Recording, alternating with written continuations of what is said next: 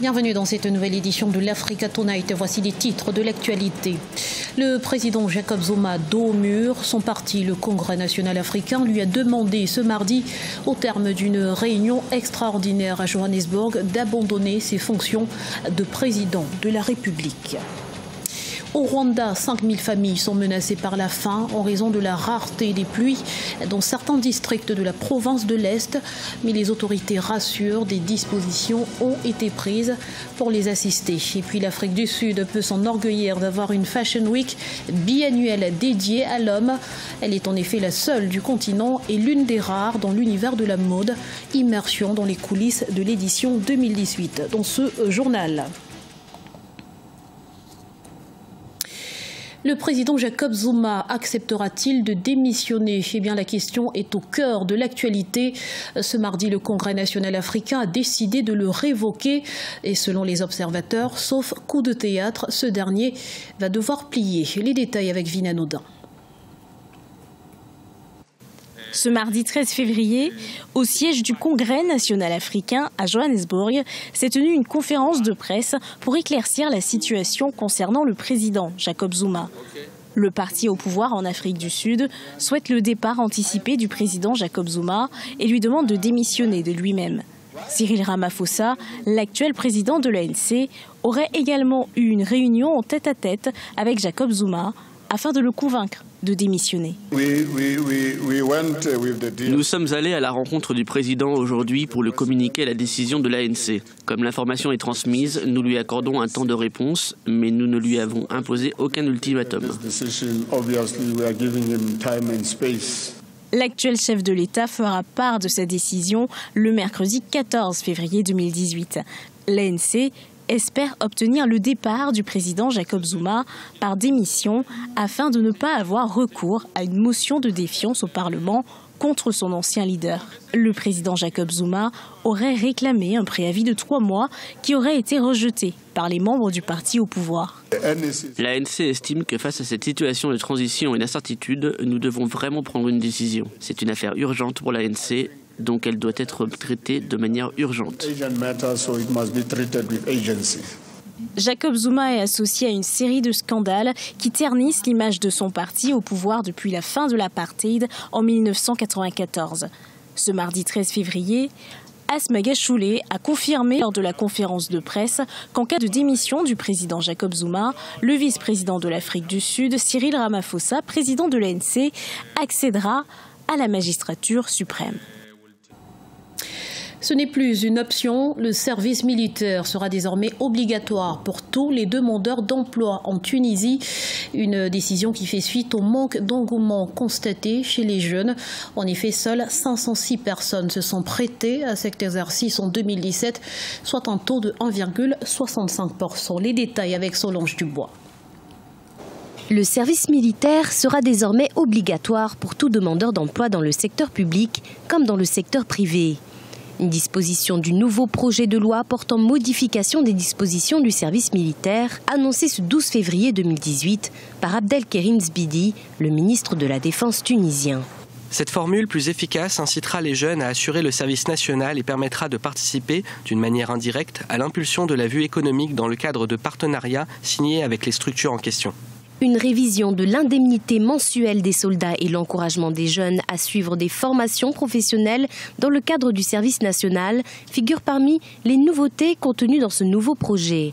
Mais également le renforcement du principe d'égalité homme-femme. Le fait que l'armée aujourd'hui fasse de ce service national une obligation, c'est aussi tirer les conclusions de ce qui s'est passé ces dernières années. C'est notamment depuis 2011, 7 ans ont permis à l'armée d'être dans un esprit légaliste, d'être vraiment la gardienne de la Tunisie et de sa stabilité. C'est un acquis considérable qu'aujourd'hui la Tunisie, surtout menacée de l'intérieur avec les forces centrifuges qui la traversent, a besoin d'une cohésion sociale. En 2017, seules 506 personnes se sont présentées pour le service militaire sur un ensemble de 31 000 jeunes convoqués, ce qui représente 1,65%. Une rencontre nationale a déjà été organisée à ce sujet, insistant sur le maintien du caractère obligatoire du service militaire.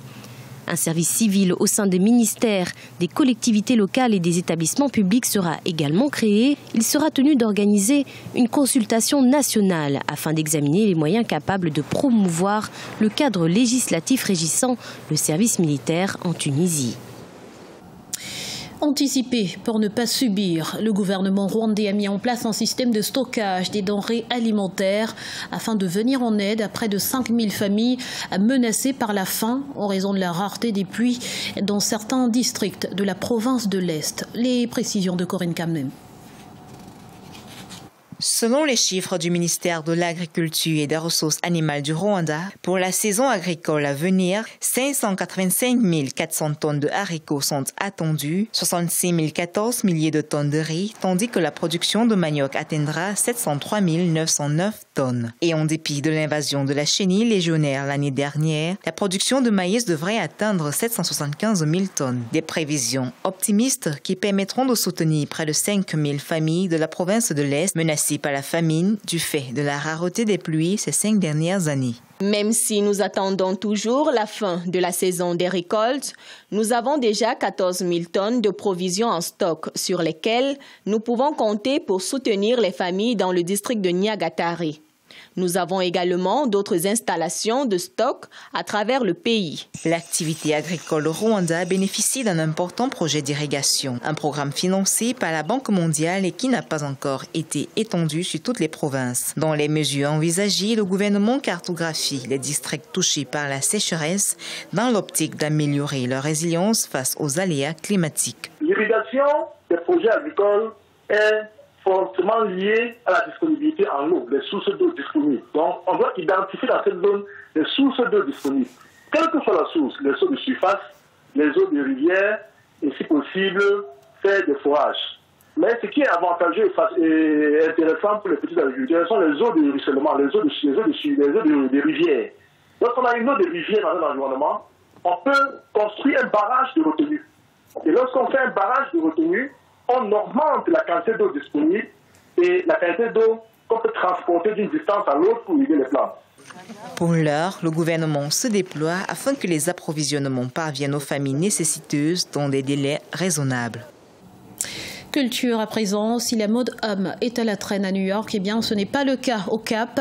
La Fashion Week de Cape Town en Afrique du Sud a mis en exergue les créations d'une trentaine de stylistes, signe de la vitalité de ce secteur qui se développe d'ailleurs plus rapidement que celui de la mode féminine. On fait le point tout de suite avec Aïssatou Diamanka Besland. En Afrique du Sud, les créateurs africains ont présenté leur dernière création lors de l'édition 2018 de la Semaine de la mode masculine au Cap du jeudi 8 janvier au samedi 10 janvier 2018. Plus de 30 créateurs africains ont dévoilé leur dernière collection automne-hiver 2018. Je m'inspire de la vie au quotidien, je m'inspire des gens, je ressens quand les gens me parlent. Nous pouvons apprendre beaucoup sur eux. Je retranscris tout ça dans mon travail, dans mon monde et dans mes idées. Je tire mon inspiration de l'Afrique, mais avec cette collection, je me suis inspiré des années 70. J'ai donc créé une ligne de vêtements en imaginant un homme des années 70 se rendant à un festival. Cet événement culturel a été créé en 2015. Il attire de plus en plus de jeunes créateurs, mais également des stylistes confirmés de tout le continent. 2 fois par an, la mode masculine est magnifiée. Je pense que nous avons vraiment besoin de prêter attention aux jeunes créateurs africains par rapport à ce qu'ils peuvent nous apporter. Beaucoup de pays comme l'Europe et les États-Unis prennent beaucoup d'idées des créateurs africains.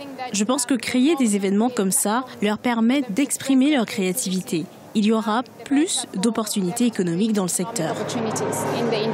Des ateliers de création étaient également au programme de cette édition de cette année 2018, permettant aux jeunes créateurs et aux confirmés d'échanger des idées. Près de 800 personnes ont assisté à cette première édition. Un mot de sport, jamais en plus d'un demi-siècle d'existence, il y aura eu autant de drapeaux africains à des Jeux olympiques d'hiver. Les Jeux de Pyeongchang qui se déroulent jusqu'au 25 février 2018 voient en effet la participation de 8 nations africaines. Il s'agit du Nigeria, de l'Érythrée, du Ghana, de Madagascar, de l'Afrique du Sud, du Maroc, du Togo et du Kenya. Une fierté pour le continent qui n'éclipse cependant pas l'immensité du défi. Ce journal a été réalisé par l'ensemble de la rédaction. Merci pour votre fidélité. Dans un instant, une nouvelle édition de l'actualité sur Africa 24.